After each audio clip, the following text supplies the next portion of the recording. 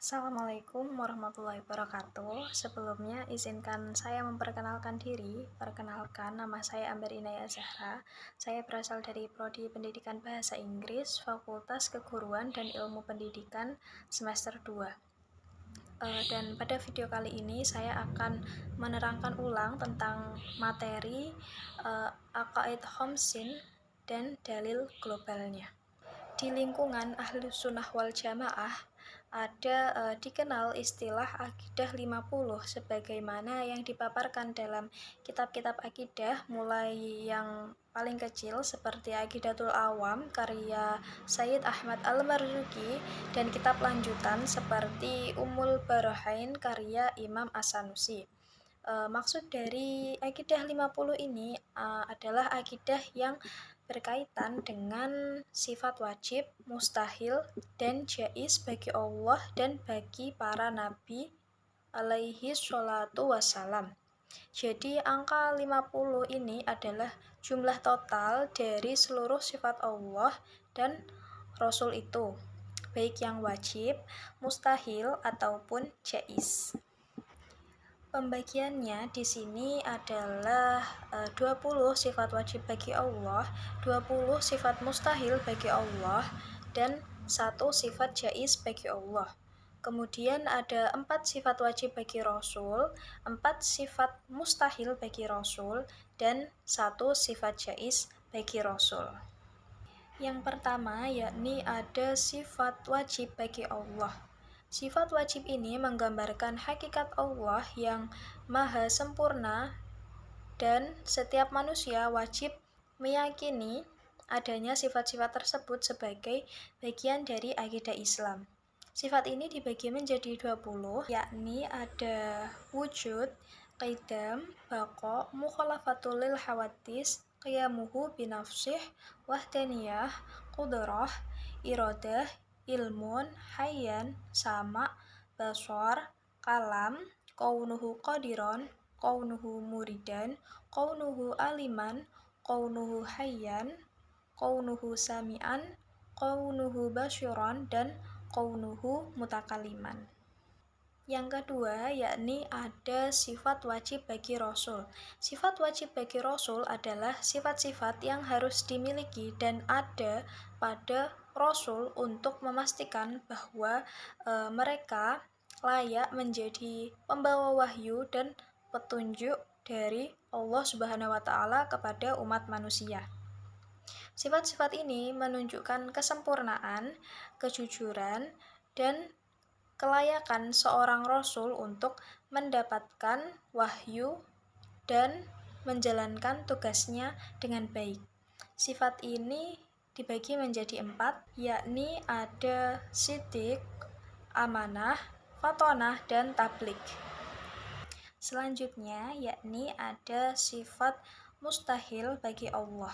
Sifat mustahil bagi Allah ini harus diyakini oleh setiap umat Muslim bahwa Allah tidak memiliki sifat-sifat tersebut. Karena jika Allah memiliki sifat-sifat tersebut, maka itu akan mengurangi keesaan dan kesempurnaannya. Sifat mustahil ini dibagi menjadi 20, yakni ada adam, qududs, fana, mumaslahtuh, lil hawadis, ihtiyajuh ila ghairih, ta'addud, ajiz, karahah, jahal, maut, syamam, amma, hukmun, kaunuhu ajizan, kaunuhu karihan, kaunuhu jahilan, kaunuhu mayyitan, kaunuhu asham, kaunuhu a'ma, kaunuhu abkam. Selanjutnya yakni ada sifat mustahil bagi Rasul. Sifat mustahil bagi Rasul adalah sifat yang tidak mungkin dimiliki oleh para Rasul karena sifat-sifat ini akan bertentangan dengan kesempurnaan dari tugas yang mereka jalankan sebagai utusan Allah dan pengarah untuk umat manusia. Sifat mustahil bagi Rasul dibagi menjadi 4, yakni ada qizib, khianah, baladah, dan khitman. Selanjutnya ada sifat jaiz. Sifat jaiz adalah sifat yang tidak wajib dan tidak mustahil dimiliki oleh Allah dan Rasul. Artinya, sifat ini berkaitan dengan kehendak dan kebebasan Allah serta Rasul dalam melakukan sesuatu atau tidak melakukannya. Allah memiliki sifat jaiz, yakni fi'lu kulli mumkinin au tarkuhu, yang berarti Allah berhak melakukan sesuatu atau tidak sesuai dengan kehendaknya. Seperti yang terdapat pada Quran Surat Al-Ma'idah ayat 64 yang bunyinya, dan orang-orang Yahudi berkata, tangan Allah terbelenggu. Sebenarnya, tangan merekalah yang terbelenggu, dan mereka dikutuk karena apa yang telah mereka katakan. Sebaliknya, kedua tangan Allah terbuka, dan Dia memberi rezeki sebagaimana yang Dia kehendaki. Ayat ini menegaskan bahwa Allah ini memiliki kehendak mutlak dalam memberi rezeki dan menentukan segala sesuatu. Tidak ada yang bisa memaksakan Allah untuk berbuat sesuatu karena Allah bertindak sesuai dengan kehendaknya. Sedangkan Rasul memiliki sifat al-ardu basyariyah, yaitu sifat-sifat manusiawi seperti merasa lapar, haus, sakit, sedih, dan lain sebagainya, sebagaimana yang tidak sampai pada taraf mengurangi derajat keagungannya, seperti yang ada pada Quran Surah Al-Kahfi ayat 110, katakanlah Muhammad, sesungguhnya aku ini hanyalah seorang manusia seperti kamu yang diwahyukan kepadaku. Ayat ini menunjukkan bahwa Rasulullah adalah manusia biasa yang mengalami keadaan seperti manusia lainnya, seperti makan, minum, tidur, dan merasa sakit. Ini menegaskan bahwa Rasulullah juga memiliki sifat jaiz, yaitu sifat-sifat manusiawi.